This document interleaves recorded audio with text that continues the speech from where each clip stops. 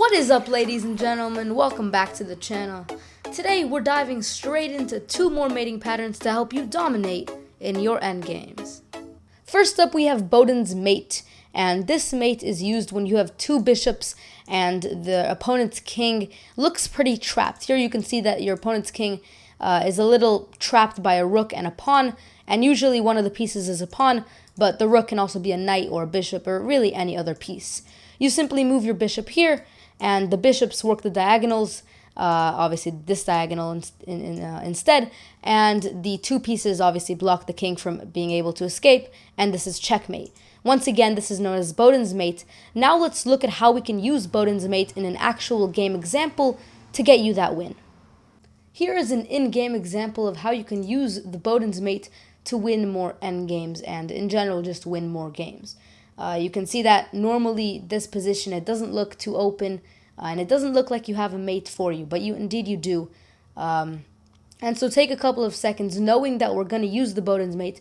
Try to figure out how you can mate with your opponent using the pieces on the board, and leave your answer in the comments below. Okay, now I'll just go ahead and tell you. First, I'll just show you the answer, and then I'll explain how in an actual game you can try to recognize this, because off the bat it doesn't seem too easy to tell that you can use the Boden's mate. So you go ahead, sacrifice a queen. Once the pawn takes it, you have this crisscross design, I guess, and once again blocked by two pieces. A really nice queen sacrifice, by the way.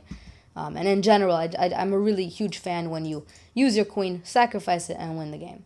But now, how can we just take this position and recognize that there's a win? Because yes, I told you you can do this, and there's the win. But you know, if you didn't know that, then it looks a little bit off, and it's not necessarily easy to tell that you can do this. It's a little bit it's a gray area. There isn't 100% way to just off the bat tell. But what you can notice is that the king's position is pretty similar. You can see that the king is in the exact same spot, and it's blocked by two pieces. Last time this was a pawn and this was a rook. This time it's a rook and a knight. But nonetheless, two pieces are trapping the king. So once you find the similarities, try to find the differences. What are the differences between this position and last position? So the differences are obviously these two pawns. And now, is there a way I can get rid of them? Sometimes there's no way, and you realize that, damn it, I had a possibility to use it, but I can't figure out a way to get rid of the two differences, and so I just can't use it, and you just have to play on. But sometimes there is, like in this case. So you figure out, these are the two differences. How can I get rid of them? Oh, well, I have a queen. I can sacrifice one of them, and then once the other one captures it, obviously opens up for the rook. So try to use your ideas of what is similar and then what is different, and how can I get rid of the differences. And once again, you're not always going to be able to get rid of the differences. And yeah, let's move on to the second mating pattern I'm ready to show you. Now I'll introduce you to the mating pattern on board, known as the Damiano's bishop mate. You simply move your queen, and the bishop supporting the queen makes this a mate.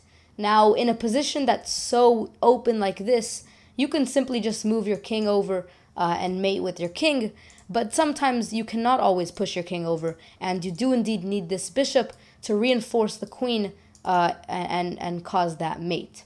Let's look at an in-game example to help you being able to recognize this mate, as well as showing you how you can use it to win games. So here's the in-game example that I was talking about. You can see that this is much more complicated than that simple example when I just introduced you to the mate. And these are the in-game examples where you need to recognize that you can use this idea where your bishop is supporting your queen. So how can we do this as black? Pause the video, leave your answers in the comments below, and now I'll show you the solution. It consists of actually going ahead and just playing this little game with your opponent, where you just keep on sacrificing rooks, but eventually you can go ahead and, it allows you to swing your queen over and mate. Once again, like I mentioned, the bishop supporting the queen.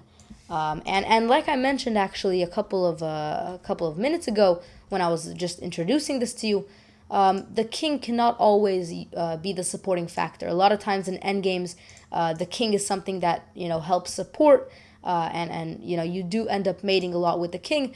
But in positions like this, when there's a lot of pieces on the board, the king can't just, you know, safely travel up the board and support the queen in mating. So you need other pieces, and it can be a knight, it can be a pawn, sure, but we're looking at the Dominio's bishop mate, so obviously it's a bishop.